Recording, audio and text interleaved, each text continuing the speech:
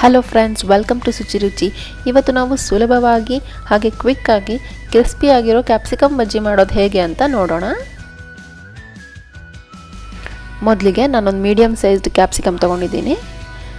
ಇದನ್ನು ಹೀಗೆ half cut ಮಾಡಿಕೊಂಡು ಒಳಗಿರೋ ಸೀಡ್ಸ್ನೆಲ್ಲ ತೆಕ್ಕೊಳ್ಳೋಣ. ನಂತರ ಈ ಥರ ಉದ್ದುದ್ದಕ್ಕೆ ಕಟ್ ಮಾಡಿಕೊಂಡು ಇಟ್ಕೊಳ್ಳೋಣ. ನೋಡಿ ಈ ಥರ.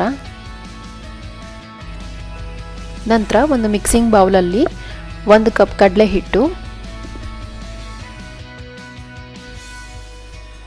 2 ಟೇಬಲ್ ಸ್ಪೂನಷ್ಟು ಅಕ್ಕಿ ಹಿಟ್ಟು, ಅರಿಶಿನ 1/4 ಚಮಚ, 3/4 ಚಮಚ ಖಾರ ಪುಡಿ, ಅರ್ಧ ಚಮಚ ಓಂಕಾಳು,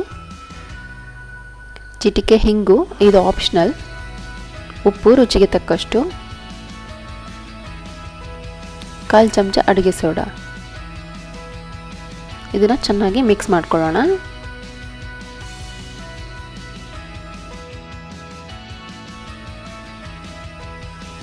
ಇದಕ್ಕೆ 1 ಕಪ್ನಷ್ಟು ನೀರು ಸೇರಿಸ್ಕೊಂಡು ಚೆನ್ನಾಗಿ ಮಿಕ್ಸ್ ಮಾಡ್ಕೊಳ್ಳೋಣ. ನೋಡಿ ಈ ಥರ ದಪ್ಪ ಕನ್ಸಿಸ್ಟೆನ್ಸಿಲಿ ಇರಬೇಕು ಹಿಟ್ಟು.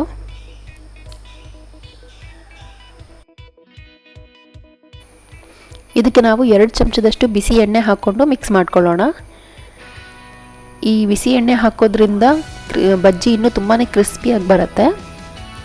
ನೋಡಿ ಪರ್ಫೆಕ್ಟ್ ಕನ್ಸಿಸ್ಟೆನ್ಸಿಲಿದೆ ಇದು. ಈಗ ಎಣ್ಣೆ ಕಾದ ನಂತರ ನಾವು ಕಟ್ ಮಾಡ್ಕೊಂಡಿರುವಂತಹ ಕ್ಯಾಪ್ಸಿಕಮ್ನ ಹಿಟ್ಟಲ್ಲಿ ಚೆನ್ನಾಗಿ ಡಿಪ್ ಮಾಡಿಕೊಂಡು ಡೀಪ್ ಫ್ರೈ ಮಾಡ್ಕೊಳ್ಳೋಣ.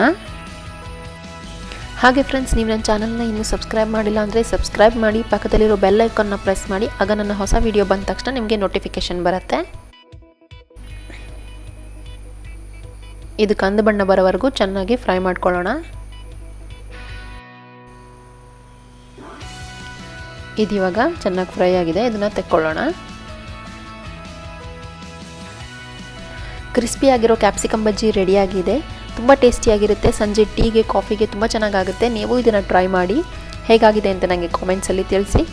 ನಿಮಗೆ ಈ ವಿಡಿಯೋ ಇಷ್ಟ ಆಗಿದ್ದರೆ ಲೈಕ್ ಮಾಡಿ, ಶೇರ್ ಮಾಡಿ, ಹಾಗೆ ನಿಮ್ಮ ಸಲಹೆಗಳನ್ನು ನನಗೆ ಕಾಮೆಂಟ್ಸಲ್ಲಿ ತಿಳಿಸಿ. Thank you.